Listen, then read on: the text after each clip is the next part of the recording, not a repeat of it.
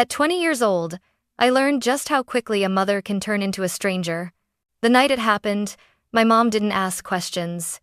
She didn't look at evidence. She didn't even let me speak. She just stood there in the doorway, trembling with fury, and screamed the words that split my world in half. "You're a disgrace." And with that, she disowned me. My brother Ethan stood behind her, eyes shining with fake hurt, the lie he'd told resting perfectly on his tongue. One lie, one moment, and suddenly I was no longer her daughter. I still remember the sound of the door slamming, echoing behind me as I stumbled down the front steps with a suitcase I hadn't packed. I thought losing my mother's love was the worst thing that could ever happen to me. 2 weeks later, I realized something far more shocking. Her pride was about to break, not mine. People always said my family looked perfect from the outside. A clean white house, a neatly trimmed lawn, a mother who volunteered at church, a father who worked long hours but never complained, and 2 children, one shining star and one quiet afterthought. I was the afterthought. My name is Madison Carter, and for as long as I can remember, my older brother Ethan has been the center of my mother's universe. The golden child, the promising young man, the one mom bragged about to neighbors as if he were her personal trophy. And me? I was the reminder that not everything in her life turned out perfect. When we were kids, I thought Ethan and I were close. We built pillow forts, raced bikes, and stayed up late trading secrets under a shared blanket. But somewhere along the line, around the time he realized how easily Mom believed him, things shifted. He learned that one well-placed sentence could tilt the world in his favor, and he used it, over and over. If something went missing, Mom asked me first. If something broke, my name was the only one she called. If Ethan sighed and shrugged and whispered, "I don't know, maybe Madison?" that was enough. I was guilty. Dad wasn't much help either. He avoided conflict the way some people avoid spiders, skirting around tension like it wasn't his house, his children, his responsibility. And so my childhood was a constant balancing act, trying to stay small, stay silent, and stay out of trouble. I told myself it was fine, that not being the favorite didn't matter, that as long as I worked hard and stayed out of the way, things would be okay. But things weren't okay. Not when I turned 20 and earned a competitive internship at a local media firm, a position that, for the first time in my life, put me on a higher path than Ethan. My acceptance email lit something dark behind his eyes, a shadow I'd never seen before. He congratulated me with a smile that didn't touch his face. Mom barely reacted at all, just murmured, "Well, good for you, I suppose." That was the moment I should have realized it. Ethan didn't like losing his pedestal. And Mom? She didn't like seeing me climb. I didn't know it then, but the small crack forming that day would soon rip my life clean in half. Because pride is a fragile thing, and my brother was about to smash mine to pieces. I still remember the exact moment everything collapsed. It was a Thursday evening, quiet, ordinary, deceptively peaceful. I had just come home from my internship orientation, buzzing with excitement. For the first time in years, I felt like my life was truly beginning, but the house felt wrong. Mom was sitting at the kitchen table, stiff as stone, her fingers clenched around a stack of printed bank statements. Ethan stood near the counter, arms crossed, wearing that same expression he used as a kid when he'd broken something but wanted me to take the blame. "Mom?" I asked. No one answered. Then she lifted her head. The look in her eyes, cold, betrayed, burning, hit me harder than any slap ever could. "Madison," she said slowly, each syllable sharp enough to cut skin. "Why did you steal money from our family account?" My breath stopped. "What? Mom, I didn't." "Don't you dare lie to me." Her voice cracked through the air like lightning. $2,000. Gone. Gone, Madison. And the transfer came from your login. My heart slammed in my chest. I didn't take anything. I don't even have access to. "She's lying," Ethan whispered, soft, trembling, perfectly rehearsed. "I saw her on her laptop late last night. I thought she was doing internship work, but... Mom, I didn't think she'd steal from us." The betrayal in his voice was so convincing I almost believed it myself. Mom shot to her feet. "Why? Why would you embarrass this family like this? Do you want people to think I raised a thief?" "I didn't take the money," I cried. "Please, just listen." But she wasn't listening. She never listened. In 2 steps, she was inches from my face. "You are a disgrace," she hissed, her voice shaking with fury. After everything I've sacrificed for you? This is what you do? Hot tears blurred my vision. Mom, please. And then it happened. She slapped me. A sharp crack echoed through the kitchen. Ethan flinched, not from guilt, but because even he hadn't expected her to go that far. I stumbled back, hand pressed to my cheek, my entire body trembling. Get out, she said, pointing toward the door. Get out of this house. Right now. I looked at Ethan, my brother, the one who once held my hand crossing the street, the one I used to trust. He looked away. Mom, I whispered, voice breaking. Please. I didn't do anything. Her response was a scream, raw, furious, final. Get out. She shoved a half-filled suitcase into my arms. Clothes I barely recognized spilled out the sides. She must have packed it while waiting for me to walk in, like she'd already decided my guilt before hearing a single word from me. I remember the cold night air hitting my face as she forced me onto the front porch. I remember Ethan closing the door behind me. I remember the click of the lock. And just like that, I was no longer her daughter. What I didn't know, what none of us knew, was that the truth had already begun unraveling, thread by thread. And in 2 weeks, the lie Ethan used to destroy me would turn around and destroy her instead. The first night after my mother threw me out, I didn't cry. I thought I would. I thought I'd collapse on the sidewalk and scream until the whole neighborhood heard me. But instead, I walked numb, hollow, moving only because my legs refused to give up. My phone buzzed. Ava, my closest friend, was the only person I could think to call. She picked up after one ring. Maddie? Are you okay? You sound… Wait, where are you? I opened my mouth, but only one sentence came out. My mom kicked me out. Ava didn't ask why. She didn't ask for proof. She just said, come over. Now. 20 minutes later, I was standing in her doorway, soaked from the drizzle, holding my pathetic suitcase like a wounded animal. Ava didn't hesitate. She wrapped her arms around me, warm and fierce. Whatever happened, she whispered, you're safe here. And for a moment, I almost believed her. Ava's parents didn't question anything either. They gave me a blanket, a warm drink, and space to breathe. But the second I was alone in the guest room, everything I'd been holding inside finally cracked. My mother's voice replayed in my head. You're a disgrace. Get out. I don't want to see your face ever again. I broke. I pressed my hands against my mouth to muffle the sobs, terrified I'd wake the whole house. My body shook so hard the blanket slipped off my shoulders. I had never felt so unwanted, so disposable. The next morning, the world moved on like nothing had happened, except my world had been shattered. By day 3, the consequences hit me like another slap across the face. My internship supervisor emailed me. Due to concerns brought to our attention regarding an issue of financial misconduct, we have decided to withdraw your placement. My chest tightened. Financial misconduct? They didn't even ask for my side. Someone had fed them a story, and I didn't have to guess who. Ethan. He hadn't been satisfied just getting me kicked out of the house. He wanted the rest of my life ruined, too. I threw my phone onto the bed and sank to the floor. Ava rushed into the room. What happened? They took my internship, I whispered. They think I stole money. Ava's eyes widened. Did your mom call them? No. I swallowed. Ethan did. Because of course he did. He knew exactly where to hit, so I couldn't stand back up. That night, Ava and I sat on her bedroom floor, surrounded by tissues and empty soda cans, trying to understand why Ethan would do this. Did you two fight? Ava asked. No. Did you take anything from him? No. So why would he lie like that? I stared at the carpet. For years, I'd asked myself the same question. Once upon a time, Ethan was the brother who held my hand crossing the street. Now he was the reason I didn't have a home. Ava placed a hand on my shoulder. Maddie, this isn't normal. This isn't just sibling rivalry. I knew she was right, but I didn't know how deep his malice ran, not yet. Not until the first crack in his perfect lie appeared.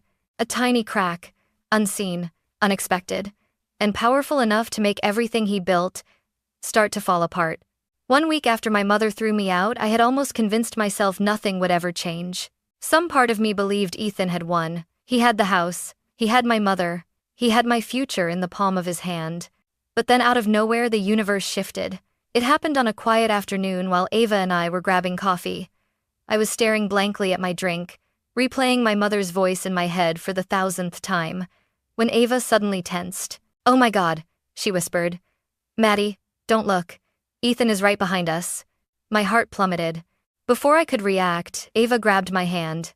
Stay still. Ethan hadn't seen us. He was talking to a friend at the counter.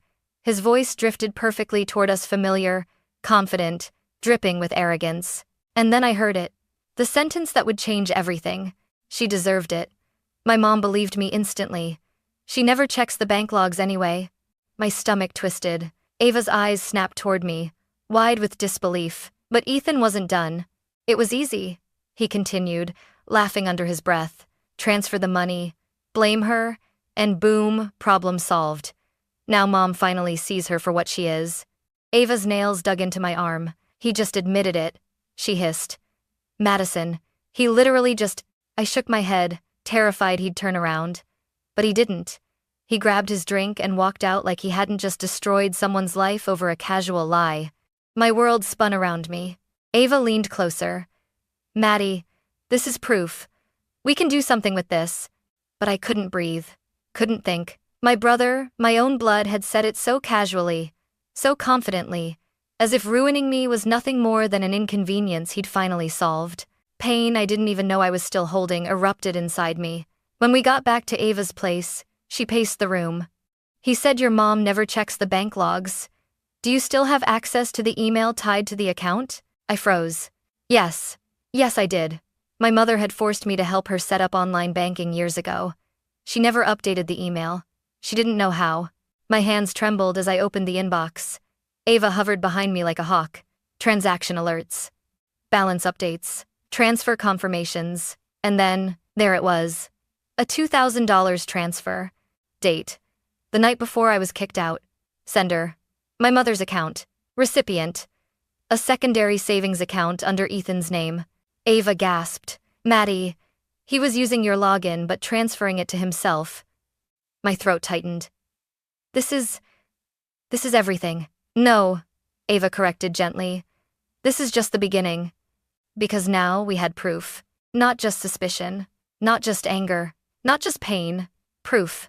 Proof that my brother had framed me. Proof my mother threw me out over a lie. Proof that my life had been shattered by someone who enjoyed watching me break.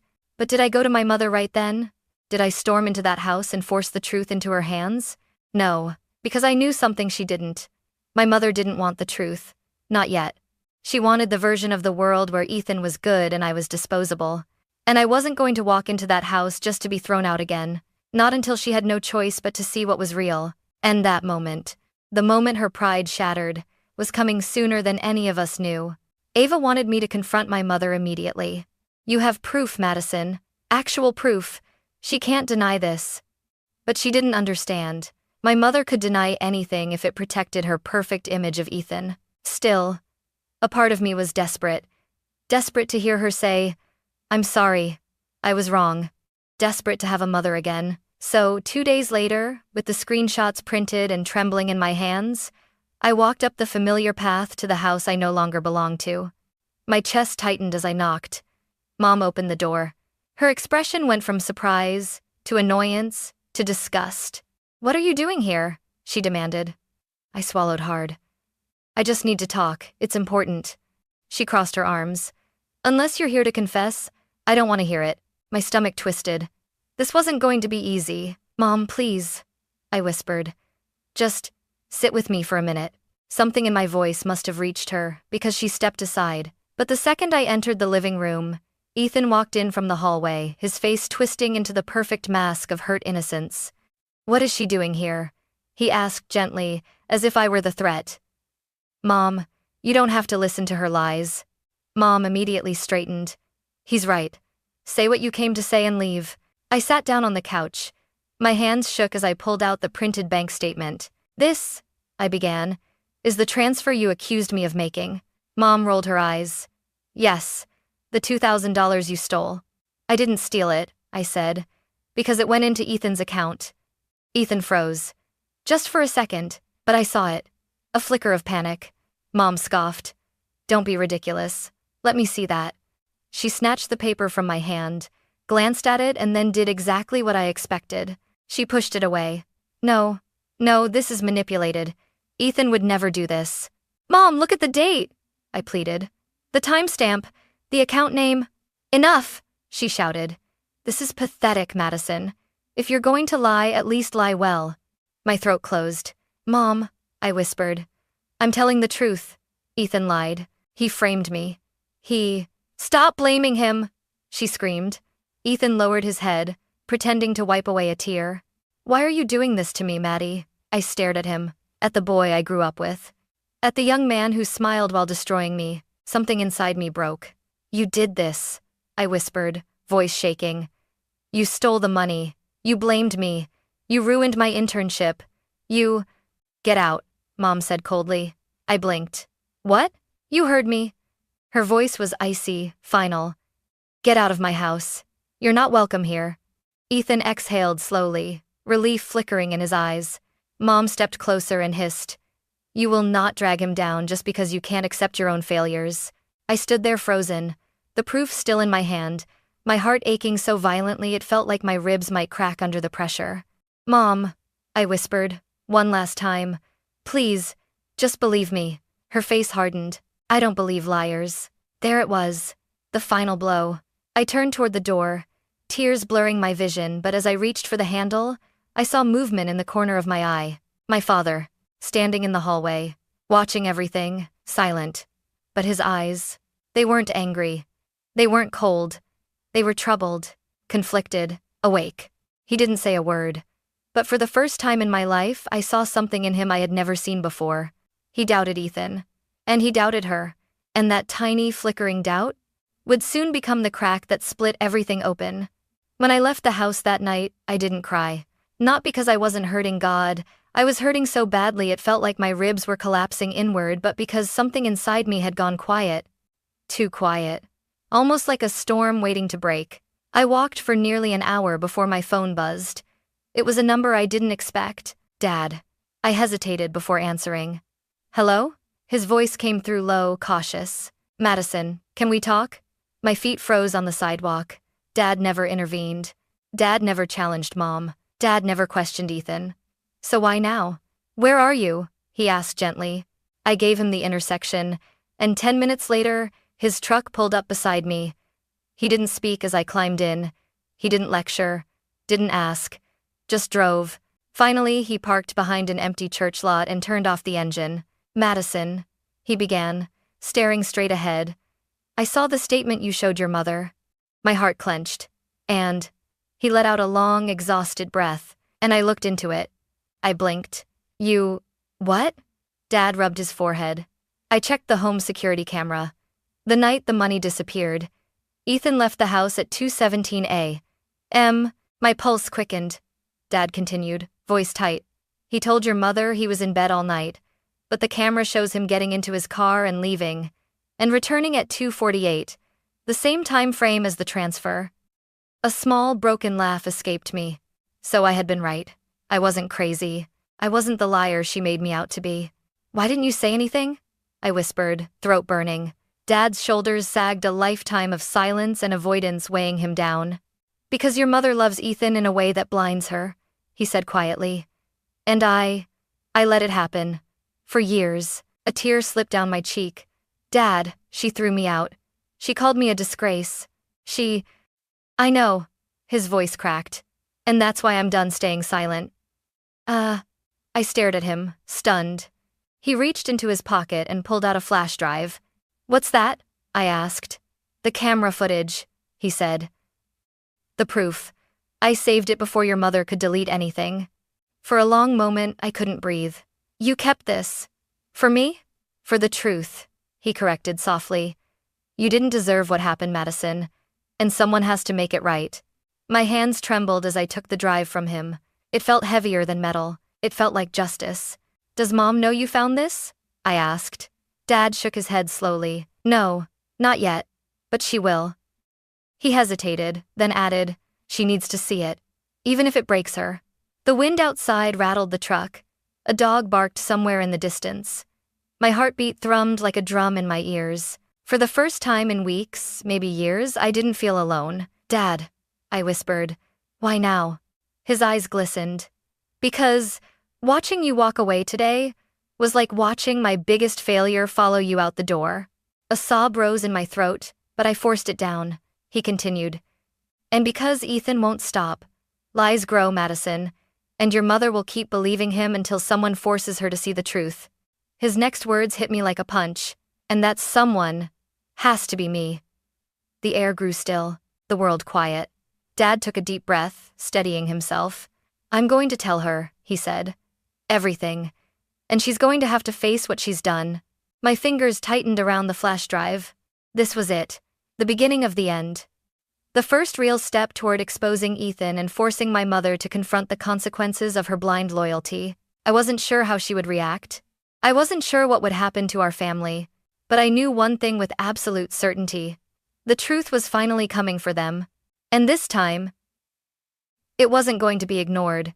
My father chose Sunday night, not by accident. Sunday dinners were my mother's pride. A spotless table, perfectly folded napkins, candles lit as if we were a family untouched by lies. She'd invited relatives too, Aunt Grace, Uncle Martin, even Grandma Rose. Everyone dressed nicely. Everyone smiling.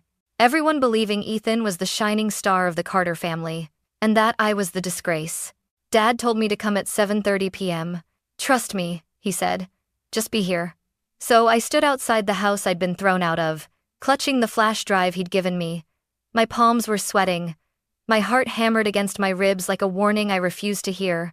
Voices echoed inside laughter. Clinking glasses. The warmth of a home that no longer belonged to me. I knocked. The room fell silent.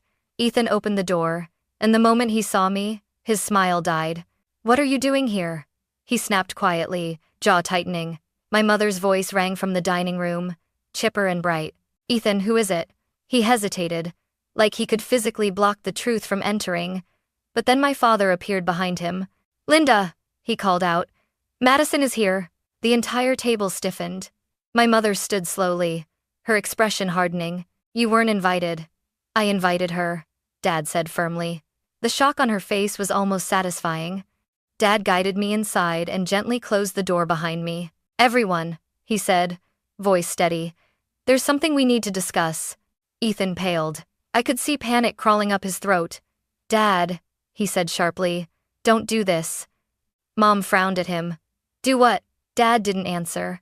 He walked to the television, inserted the flash drive and clicked the remote. A grainy video filled the screen. Our front porch. 2:17 a.m. Ethan slipping out the door, hoodie pulled over his head. Another clip. 2:48 a.m. Ethan returning, glancing around nervously before sneaking back inside. Then the bank statement appeared.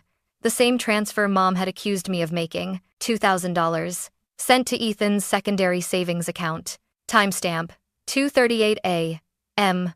The room erupted in murmurs. Mom went rigid, her face drained of color. She clutched the back of her chair like the world was tilting beneath her feet. "Ethan," she whispered, "tell me this is a mistake." He didn't speak. "Ethan," she repeated, louder, voice cracking. "Tell me," he swallowed. "Mom, it's not what it looks like." "Oh, really?" I stepped forward, my voice trembling but strong. "Because it looks exactly like the truth." He shot me a murderous glare. "Shut up, Madison." Dad slammed his hand against the table. "No. You will speak now, Ethan. And you will tell the truth." Everyone was staring at him, expecting, waiting. Ethan's lips parted and then he broke. "She deserved it." The room froze. Mom's breath hitched. "What?" "She always gets away with everything," he spat, pointing at me. "Everyone feels bad for her. Everyone acts like she's some innocent little angel. I'm the one who had to work for Mom's attention. I'm the one who had to be perfect." I stared at him, stunned. "You framed me," I whispered. "You ruined my internship. You let Mom throw me out. Why? What did I ever do to you?" Ethan's voice cracked. "You existed." A silence so thick it felt like drowning consumed the room. Mom stumbled backward into her chair, shaking her head violently. No, my son he wouldn't do this." Dad turned toward her, his voice quiet but merciless. "He did, and you helped him." Her knees buckled. She collapsed into her seat, hands trembling uncontrollably. Aunt Grace whispered, "Linda, how could you?" Mom looked up at me then, eyes red, terrified, shattered. "Madison." I didn't know. And for the first time in my entire life, I saw my mother break. Not out of anger, not out of pride, but out of the devastating realization that she had thrown away the wrong child. She reached for me, tears falling. Honey, please let me explain. I stepped back. Explain what, Mom? My voice shook. That you believed him without question? That you screamed at me? That you called me a disgrace? That you threw me out like trash? Her sobs grew uncontrollable. Madison, I'm sorry. Please, please don't leave again. But I wasn't the girl she abandoned on the porch anymore. I was someone she no longer had the right to break. So I said the one thing she never expected to hear. No, Mom, not this time. And then I walked away, leaving her pride shattered across the floor. Like the pieces of the daughter she refused to protect. I didn't look back when I left the house. Not at my mother sobbing into her hands. Not at my aunt whispering in shock. Not at Ethan sinking into his chair, realizing the world he'd built out of lies had finally collapsed. For the first time in years, I walked away with the power in my own hands. Dad caught up to me on the porch. Madison, he said softly. Wait. I turned, bracing myself. He didn't speak immediately. Instead, he placed a hand on my shoulder, firm, steady, nothing like the passive man he had been for most of my life. I'm proud of you, he said, his voice cracked. I'm sorry it took me this long to act. You deserved better from both of us. I swallowed hard. Thank you for finally seeing me, I whispered. He nodded, eyes heavy with regret. If you ever need anything you call me. For once, I believed him. I gave him a small smile, then walked down the steps. That night, Ava picked me up. She didn't ask questions. She didn't demand details. She simply pulled me into a hug and murmured, It's over now. You're free, Maddie. And she was right. For the first time in months, I slept without fear digging into my chest. 1 week later, I was leaving a job interview when I saw a familiar car parked outside my apartment building. My stomach tightened. Mom, she stepped out slowly, as if unsure whether she had the right to breathe the same air as me. Madison, she said quietly. I've been waiting for you. I crossed my arms, guarding myself. Why? She wrung her hands together, a gesture I had never seen from her. I wanted to apologize, she whispered. Truly. For everything. For believing him. For hurting you. For choosing the wrong child. Her voice trembled. I failed you. And no apology will ever erase what I did, but I'm going to try anyway. The wind blew between us, carrying her words into the quiet afternoon. Your brother is in counseling, she continued. And I'm starting therapy too, your father insisted. He said we have to face the truth if we ever want to be a family again. I lowered my gaze. A part of me wanted to run to her. A part of me wanted to scream.